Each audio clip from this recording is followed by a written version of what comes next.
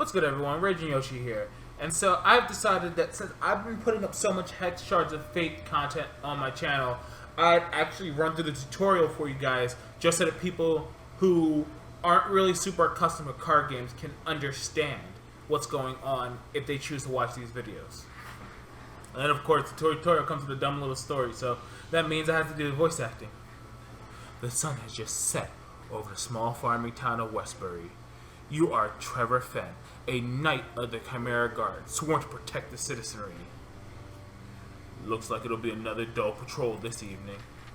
As you begin your patrol around the outskirts of the town, you hear a rustling coming from the edge of the wilderness. Who's there? Show yourself.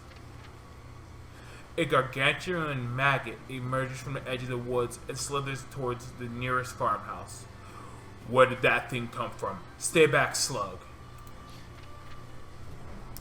Alright, so I've mentioned before, Hex Shards of Fate is a trading card game, and so this tutorial is designed to help new players become accustomed to the game's gameplay. Welcome to Hex. You will be playing as Trevor Fenn as he seeks to protect the village from danger. Click Continue to advance. These short introductory matches will help guide you through the basic controls and strategies of the game of Hex.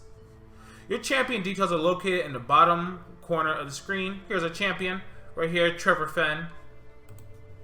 Opposing champions are in the top left. Right here we have the monstrous maggot. In order to defeat your opponent, you must reduce their health to 0 or less. You can use troop cards to damage your opponent and reduce their health. This is the Adamanthian Elite and Dragon Guard. Both troops that you can use in combat. So here's the Elite that is talking about Dragon Guard. So,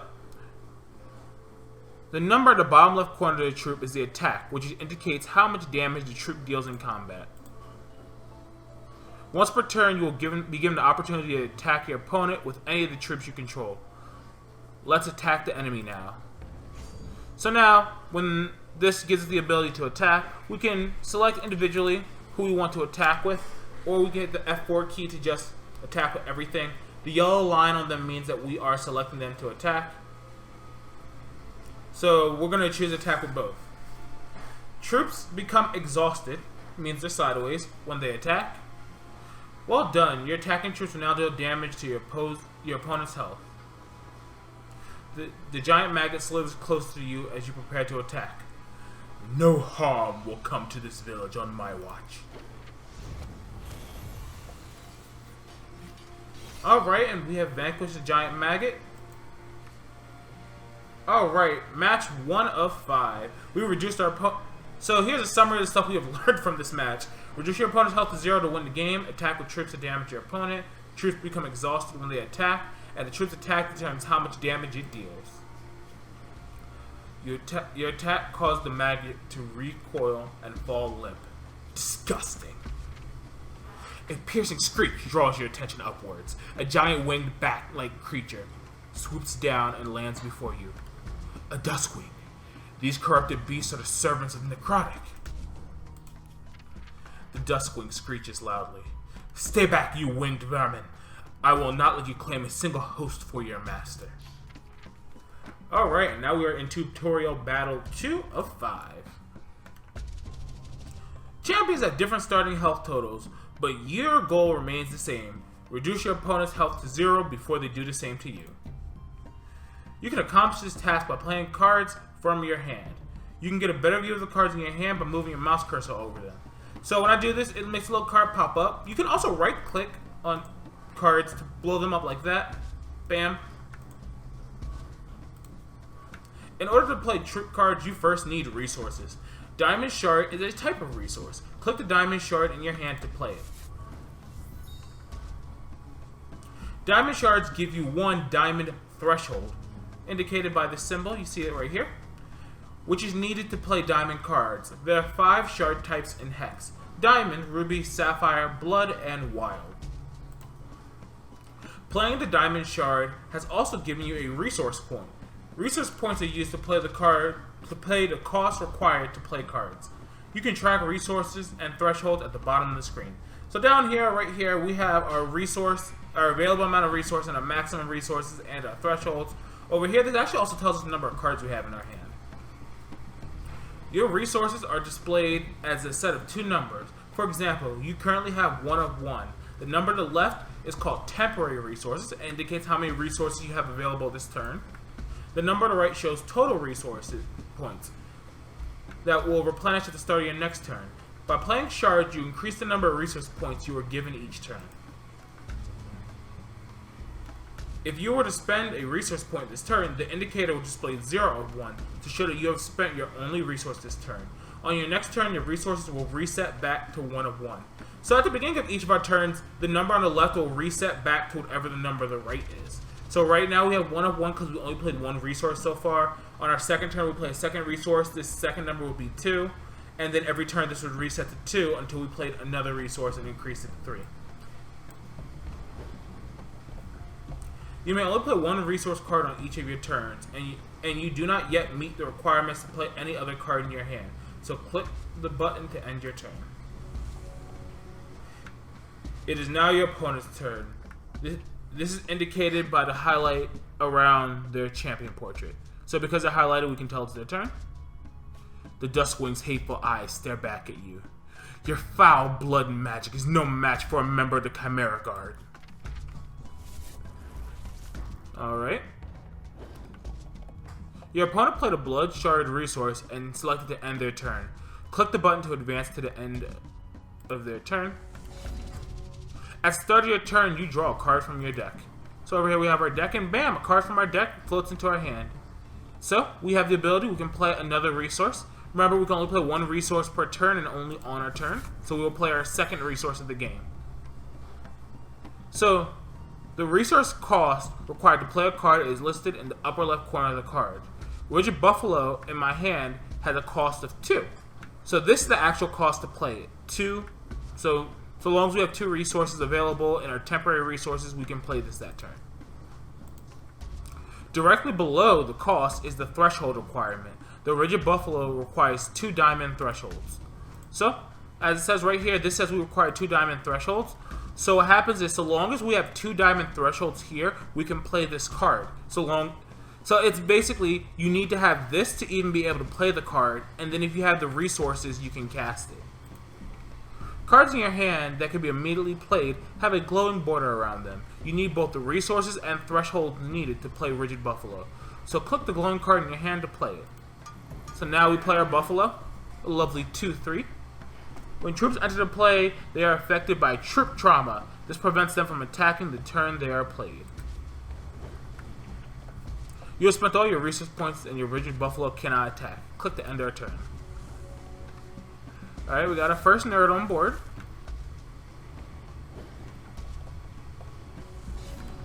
At the start of your turn, all your resources replenish, allowing them to be spent on playing new cards. You will then draw a card.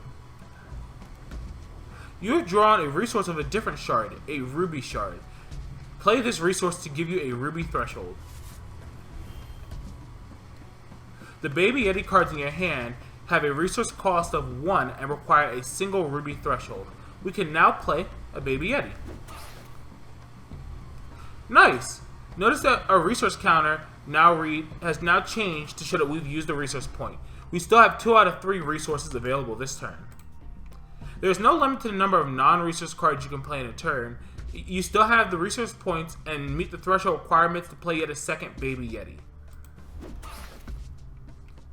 Baby Yeti cards have a special keyword called Speed. There you go, it's lit up in green. This power allows the troop to attack the same turn as played by ignoring troop trauma. So, since it has speed, it can come out the same turn. And each time we right click on a card to view it in better detail. This is useful for reading the text on cards and viewing detailed keywords like speed. So now, we can attack with all of our troops and put this nerd out of its misery. And we are once again victorious. So now we know we can play shards from our hand to gain resources and thresholds. We have to meet both the resource cost and threshold requirement to play cards. Troops cannot attack the turn they have played unless they have speed, and we can right click cards to look at them better. The Duskwing takes to the air, dripping purple blood to the ground in its wake. That was a necrotic scout, I'm sure of it. You hear a rumbling behind you and turn your attention back towards the village. A bony hand pushes up from the dirt, allowing the rest of a sword-wielding skeleton. Wow, I read that completely wrong. I was right. It's a full-scale invasion. Alright, time for the third battle. Yeah. Oh my. You're doing well. Let's continue. Begin this game by playing a resource card from your hand. Alright, we play a resource. Not really much else we can do, so we're going to end our turn. That's literally what the thing said. So they play a 1-1 for 1. Your opponent played a troop. They will be able to attack you on their next turn. In order to defend yourself against the Duskstalker, you will need a troop of your own. First, play another Diamond Shard. So there we go, there's a Diamond Shard.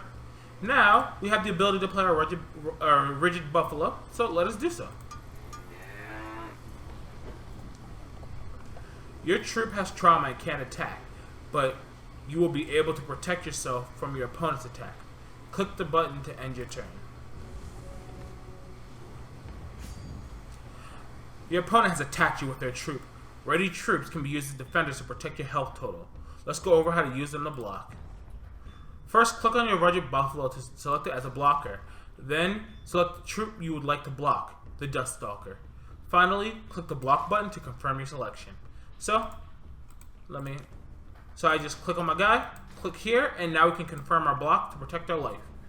When your troop blocks and engages in combat with the troop, it is blocking. Each troop deals damage equal to its attack to the other troop. The number in the bottom right corner of your troop, it is defense. When a troop suffers damage equal to or greater to its defense, it is destroyed. Blocking the Duskstalker will deal 2 damage to it, exceeding its 1 defense and destroying it. The Rigid Buffalo will receive 1 damage from the Duskstalker, but survive due to its 3 defense. When a card is destroyed, it is put into that champion's crypt. Click the continue button to exchange combat damage. Nicely done! Your opponent has played another troop and a resource. Troops and resources can be played either before or after attacking during the main phase of a turn. At the end of your turn, troops automatically recover from all damage dealt. This means that it is important to deal enough damage in a single turn to cause fatal damage to a troop. Your Rigid Buffalo's 3 defense will now be restored. Let's wait until after combat to play troops and resources this turn. Always examine your opponent's troop when determining if you should attack.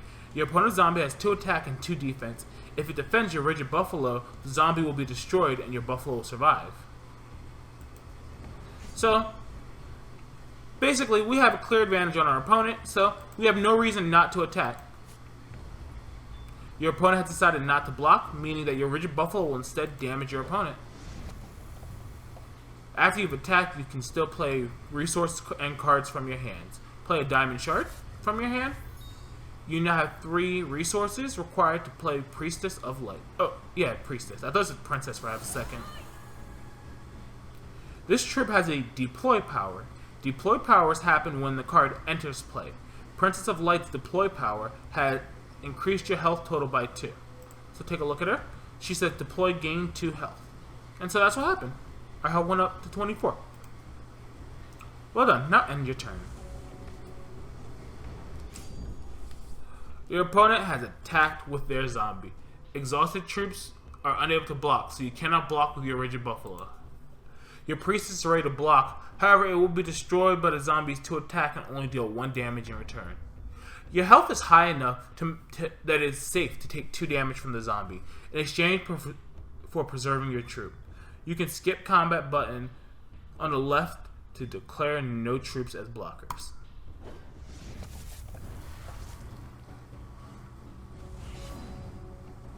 At the start of your turn, all of your exhausted cards become ready again. Your fox pet is in your hand has speed. It can attack. You can attack with it the turn you play it before. You can attack with it this turn if you play it before you attack. Play a ruby shard, then play the fox pet. I know how to talk, people. I'm really good at that. And each champion has a unique skill that they bring to the battle called a champion charge power. You can see your charge power here, next to your champion's portrait. So here's our charge power. All of our troops get +1/+1 this turn.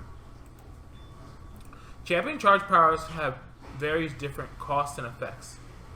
Trevor Fenn's charge power requires 1 diamond threshold and 4 charges. You gain 1 charge each time you play a standard resource. When you activate this power, the charge cost will be deducted from your total charges. So here this number tells us our total charges. Our charge power takes 4. So the charge power button flashes when it's ready to be used. This charge power will increase the attack and defense of all your troops by +1 this turn. Click the charge power button to activate it now. Well done. You can only use your champion charge power once per turn. You will need to build up more charges in order to use it again. Your opponent's troop is exhausted, so they will be unable to block any of your attackers. So that being said, put all of our guys to attack, and let's finish off this skeleton. You charge forward and unleash a fierce attack upon the skeletal invader. Back to your graves with you, horror. And that is another nice and easy tutorial victory, even though they're completely scripted. Alright, so troops deal damage when attacking or blocking. Exhausted troops cannot block. Cards can be played either before or after attacking. Champion charge powers can be used by acquiring charges from resources. As you approach the tombstones of the village cemetery, you spot a robed necrotic kneeling beside a fairly exhumed corpse. The necrotic is preparing to place glittering white gems in the eye sockets of the body. Stop, fiend! I will not allow you to desecrate the fallen. I desecrate nothing. What would you see buried to rot? We wish to awaken and give a true purpose. Enough! You will regret ever coming here.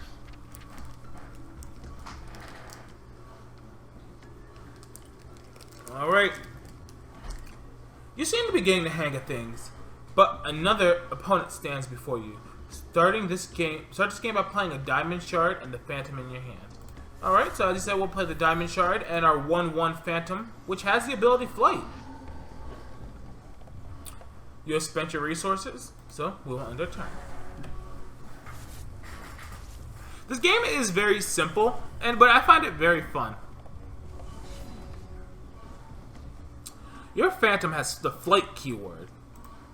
Troops with Flight can only be blocked by other troops with Flight. They soar over your opponent's blockers.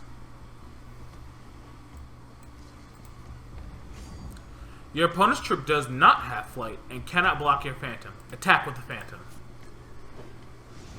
Play another Diamond Shard and use it to play your Rigid Buffalo. So we play our Shard, and now we will put out our Buffalo. You have used all your resources, and it's time to end your turn. Obviously, there are more intricacies to this game, but this is overall just a really good look at the basics. Our opponent's chosen not to attack. Let's examine which troops can attack this turn. You can attack with the Rigid Buffalo, but the Demented Zombie will be able to block it and survive. This would exhaust your troop for no gain. Attack with only the Phantom, since there are no other troops with Flight to block it. Now play a Ruby Shard and Sentry of Gawain from your hand. Alright, now we end our turn. Your opponent is using the champion charge power. They are sacrificing their Dust Stalker in order to enhance their Demented Zombie. So take a look at their charge power. 3 charges, so they play 3 resources, so they have 3 charges. They sacrifice a troop, and another troop gets +2/+2. Neither of your troops will be able to take down the improved Demented Zombie alone. However, your troops can work together if you assign them both as blockers. Assign both the Sentry of Gawain and the Rigid Buffalo to block the attacking Demented Zombie. So here, what we're doing is we're double blocking here. So now both of our troops are going to block this, and this thing can only do a max of 3 damage, but together these guys will do 5. So So he can kill one of these while they both will definitely be able to take that out. When multiple troops are assigned to block, they will each deal their attack damage to the attacking troop.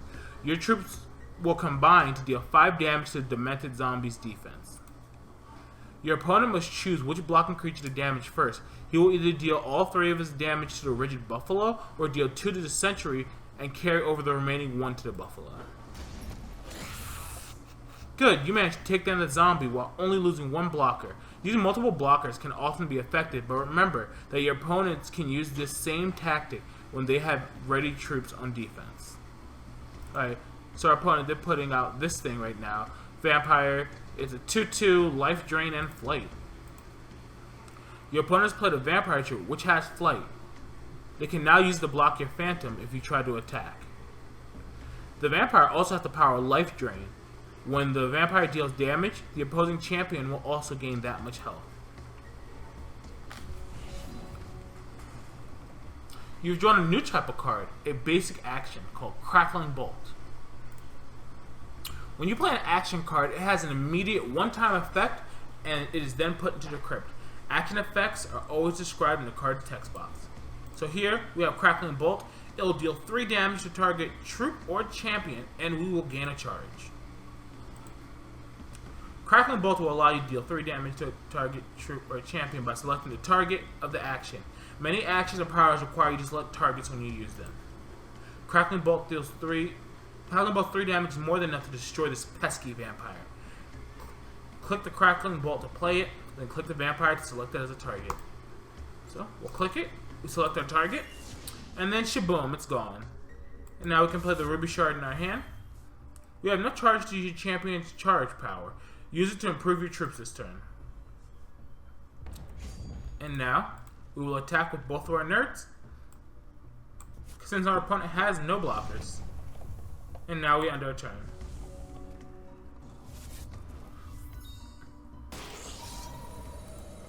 Ooh. Your opponent has played a troop with the keyword power Steadfast. Troops with Steadfast do not become exhausted when they attack.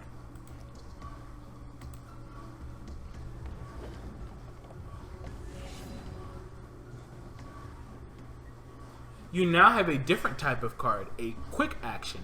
These cards behave like basic actions, but quick actions can be played at any time, including during during combat or your opponent's combat. So this quick action gives a troop +1/+1.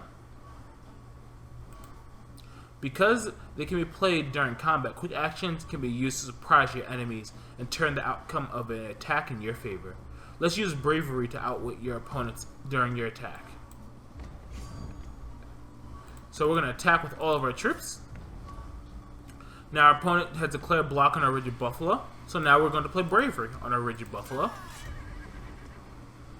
Now the quick action has modified the attack and defense of your troop, giving the enhancements in combat. Your buffalo will destroy the blocking stalwart spirit and still survive. Nice. Timing is very important to getting the most out of your quick actions. Play your bravery too early and your opponent can choose not to block. Wait too long and your buffalo is destroyed in combat. When you have a quick action available, always consider the ideal moment to play it, and try to use unexpected nature to your advantage. Play a diamond shard before continuing, and we end our turn.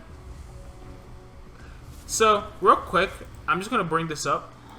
Oh, our opponent did a thing. Our opponent put a big dome. So, the game didn't mention this, but so our champ power says this turn, this card, it says it just gets +1/+1, meaning that ability never wears off, meaning this will constantly have that +1/+1 from now on. Okay, Ember Tears is a new type of card called a constant. Constant cards remain in play instead of going directly to the crypt, and their powers continue to affect the game turn after turn. So that here we have right here, our constant. If you read the card's text box to understand how, you can read the card text box to understand exactly how it will impact the game. So we can play Ember of Tears now. It will deal 3 damage to each opposing champion, and it will deal 1 damage during each turn. So, bam. Ember Tears dealt damage to your opponent when it entered because it has a deploy power. As long as it remains in the field, it will deal one damage to your opponent at the start of each of your turns. So now we will play our Diamond Shard that we had left over. We will attack for 1, and now we will end our turn.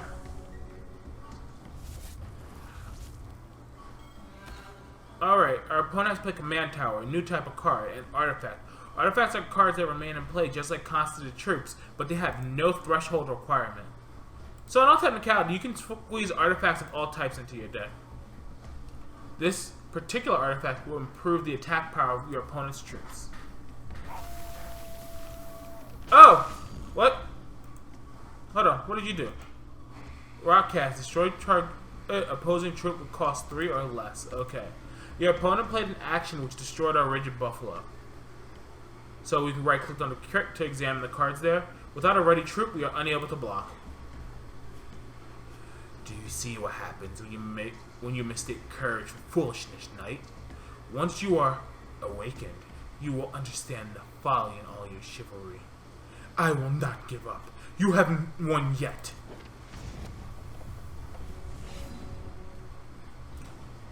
Alright, we have drawn another card, another action card, First Blood. Right click it to examine it further. Some cards refer to other cards by name. You will see bold card names in the text box. You can click the text to examine the card. So we can see what these Scarlet Riders are, and they are 1/1 troops with speed.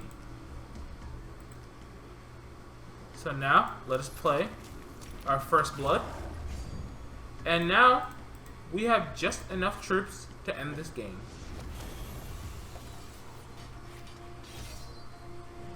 And victory once again. Alright, Troops of Flight can only be blocked by Troops of Flight. Actions have one-time effects when played. Quick actions can be played during any time to surprise your opponent. Constants, artifacts remain in play and continue to affect the game. Returning to the village, you are met by a small band of armed necrotics marching along the road. The commander of the forces orders the others to halt and steps forward. Why are you doing this? These people did nothing to warrant an attack. You cannot hope to stop us, human. Save yourself and run. No one will miss a small hamlet of backwater farmers. I will not abandon my duty to the Chimera Guard. This town is under my protection.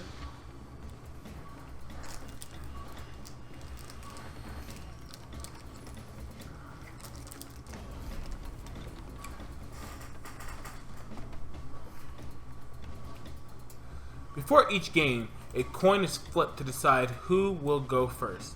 You won the coin flip. For this match, go first. After starting hands are drawn, it will be your turn. But you skip drawing a card at the first turn of the game. So basically, this is a big trade-off that I'm going to actually explain real quick. So, if we go first, we get to play the game first. We get to start setting up before our opponent. But when you go second, you get an additional card. Generally, it is better to go first, so you will always see me go first, but I figured step away from the narration to explain that. So we'll go first. When you receive your starting hand, you will have the choice of keeping the hand or replacing it all with a new hand. Words. You will be given the choice of keeping those cards or replacing them with a new hand containing 1 fewer cards. Your hand is a good mix of resources and troops, so select Keep. In some cases, you may need to redraw multiple times, drawing 1 fewer card each time. Because this penalty, it is careful to consider when you redraw. For example, when you have 2 or less resources and several high cards. In this final tutorial match, you will be eventually given full control of your champion in a few turns. You will be deciding which cards to play and when to attack. These last few hints will cover more advanced mechanics to help you succeed. In order for a champion to use a power on a card, they must have priority. Only one champion may have priority at any time, so both you and your opponent must pass it back and forth. At the start of your turn, you have priority. When you play a card, your opponent receives priority and can react using their own cards. When your opponent plays a card, you gain priority and can respond. When you select to continue through your turn, your opponent again receives priority and has a chance to respond. When both players have passed priority, the game moves forward. This is the phase tracker.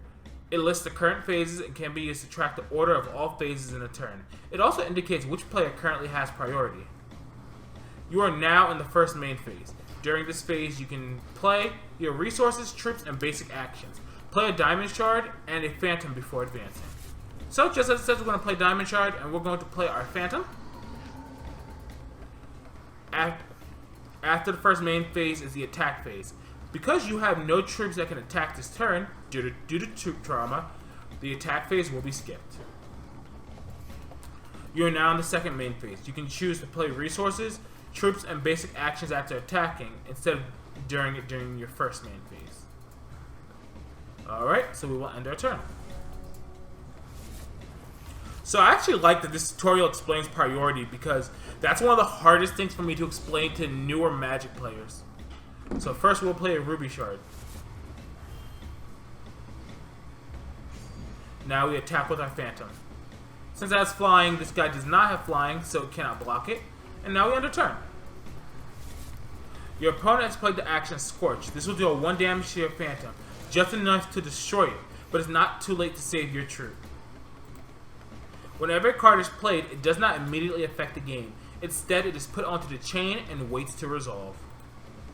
You can respond to an opposing card on the chain by having quick cards or powers. By playing quick cards or powers. I said by having, wow. Cards and powers played in response are then added to the end of the chain. Play a quick action now in response to the Scorch on the chain. Play Bravery from your hand and target your Phantom. So we're going to target our Phantom with this Bravery. When both champions have finished responding, the last card or effect on the chain resolves. This means that your Bravery will take effect before your opponent's Scorch. So, think of it kind of like the chain is you putting blocks on top of each other. Before you can take the bottom block, which is the first one that was put, you must take all the other ones off from on top of it. It kind of works with the same idea. So now, our thing is a 2-2. It will take 1 damage from the Scorch, and then our card will survive. You can see, responding to your opponent's cards on the chain is another powerful advantage to playing quick actions. So we're going to eat 1 damage for that, and our opponent put a Spooter out. Oh, it's a Spooter spawn.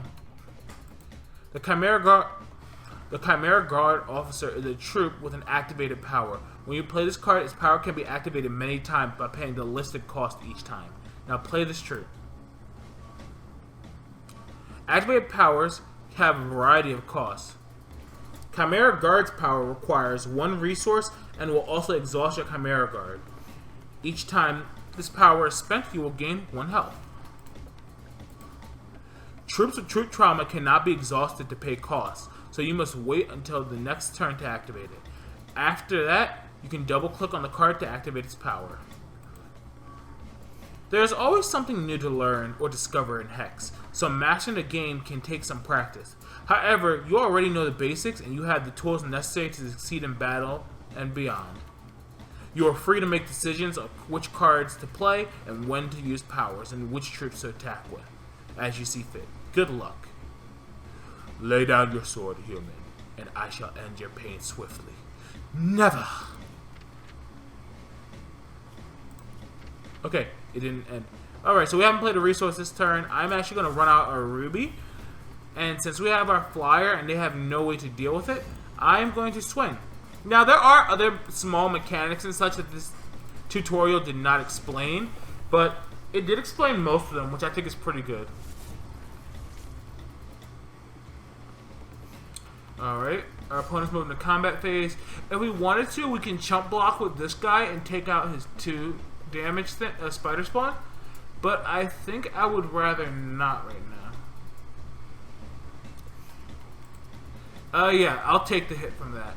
So we will skip blockers, take 3, going to 17, and we'll end our opponent's turn. So now, because we have this card, we can actually wipe his board of creatures. So what I will do, it's each opposing troop without flight. Since neither of these troops have flight, deals 1 damage to each of them. And we'll also use a champion power to punch in for 5 damage. He did start with a significantly higher, higher life total than us, so we do want to try to chunk that down. Good bit of damage. Our opponent plays another resource. Playing against a computer is so nice after playing against people, because the computer moves in like a reasonable pace. I think I want to put the Sentry of Gawain out because it'll do a bit more damage. Let's continue to combat, and we will swing with our 2 nerds, putting our opponent to 20, and we are almost ahead of them in life. Our opponent plays another resource. They have 4 cards remaining. Oh, they have the giant spider spawn. It is a 4/2. So this will most likely eat anything we put out. Okay, 2 charges, deal 1 damage to target champion and gain 1 health. So he's basically just going to drain us for 1 life, which sucks, but it's okay. We're still ahead on board, so I'll take that. What I'll do is I'll run out, play a resource. Let's run out our Rugged Buffalo. We'll move to combat, and we'll swing for 2 in the air since he can't block that. So my plan is we're going to sack off our Rugged Buffalo. It's going to eat the spider. We'll trade creatures. Huh. He's got a Headless Executioner, 5/5 that can't block. Well, that's not good. Alright, and he's using his champ power again. And he has a Baby Yeti. Okay. Baby Yeti has speed, so he can very well swing with it, which he does. So we're going to move to defense. Our Rugged Buffalo is going to eat his big spooter, and we're going to use our Guarded Gawain to eat a small guy. Alright, and we're going to set our blocks, use his power, and yeah. We lost the Dorko for that, but that's a-okay. Pridefall. Destroy target troop with 4 or more defense. Since his big stupid can't block, we're just gonna swing, and we're gonna hold on to our Pridefall since it is a quick action. Although this is probably the most dangerous thing he's gonna have, just in case he puts something a bit more scary. Command Tower. Since we know he has nothing left in hand because of lovely 0 and no cards up there, we'll just kill that straight up and just make our lives easier. Alright. Got another charge. Very, very nice. And we should be able to end the game pretty quickly, putting our opponent down to 8 points of life. With 9 points of damage on board, our opponent doesn't have much left. And they put a 1/2 flight out. Oh, it's a 2/2 because of the dumb thing. Alright, what do you have?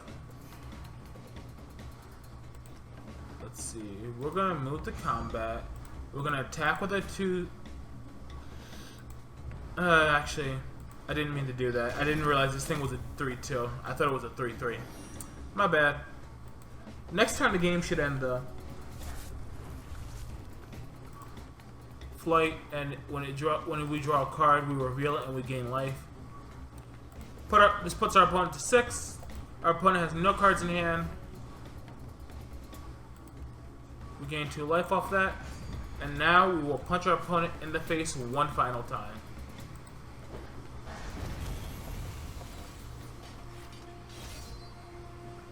And that is victory. So, no cards are drawn on the first turn of the game. The player going second draws first. Use the phase tracker wheel to follow along the order of the phases each turn. Quick actions are played in response to events on the chain. Activated powers can be used repeatedly, but you must pay their cost each time. The Necrotic Commander topples to the ground.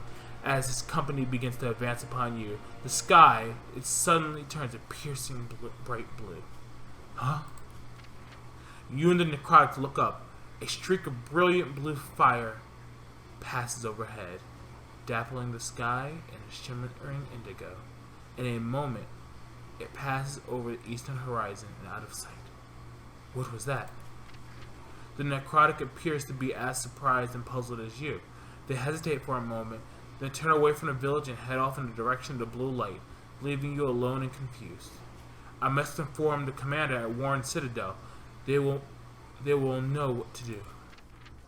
You exhale loudly, feeling satisfied with having protected the village from the necrotic. The sight of the strange astral light fills you with thoughts, a potential omen of things to come. The people here are safe for now, but this attack seems like it was just the beginning. Alright, and that was the Hex Shards of Fate tutorial. I hope that... I actually really like the way that that's cinematically, designed. If you would like, I could do some campaign stuff with the Hex Shards of Fate. It does have a campaign mode. It's recommended for newer players. We can show it off, and I can kind of go through it and do my best to stumble through that. Otherwise, I'm just going to keep uploading me trying to get the Cosmic. Right now, I'm Gold 3. But yeah, that's all I have to say. So, I hope you guys have a wonderful one. Peace, peace, and deuce, deuce. See ya.